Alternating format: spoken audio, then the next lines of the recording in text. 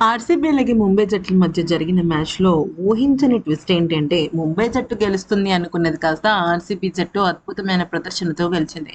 ముఖ్యంగా బ్యాట్స్‌మెన్స్ అదరగొట్టిన క్రమంలో ముంబై బౌలర్స్ పూర్తిగా తడబడటమే కాకుండా ధారాళంగా పరుగులిచ్చుకున్నారు. కానీ బెంగుళూరు జట్టు బౌలర్స్ మాత్రం చాలా కట్టుదిట్టమైన బౌలింగ్ చేస్తూ ముంబై జట్టుని ఎక్కడికక్కడ అదుపు చేస్తూ వచ్చారు. నిజానికి మొదటగా బెంగుళూరు బ్యాటింగ్ చేసింది. ఆ సమయంలో 221 పరుగులు చేసి 222 పరుగుల లక్ష్యాన్ని ఇచ్చింది.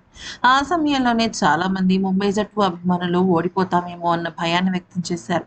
భయానికి తగ్గట్టుగానే మొదటగా వచ్చిన ఓపెనర్లు, ఆ తర్వాత వన్ డౌన్‌లో వచ్చిన టాప్ ఆర్డర్ అంతా కూడా పూర్తిగా వైఫల్యం చెందింది.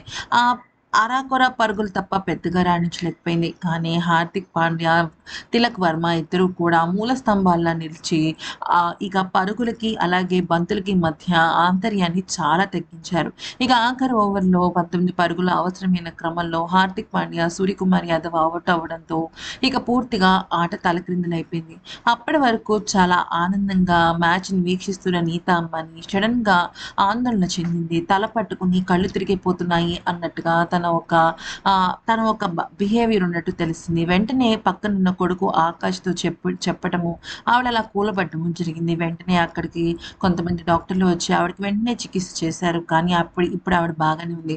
కొద్దిగా స్ట్రెస్ ఎక్కువగా తీసుకోవటం వల్ల కళ్ళు తిరిగినట్టు అయింది. అంతేకాకుండా ఎక్కువగా ఎండ, వేడిమి ఒక్క కారణంగా ఆవిడకి డీహైడ్రేషన్ రావడంతో అందుకనే కొద్దిగా సెలైన్ లాంటివి ఎక్కిచ్చారు. ఇప్పుడు ప్రస్తుతం తన ఆరోగ్య పరిస్థితి చాలా మెరుగ్గా ఉంది.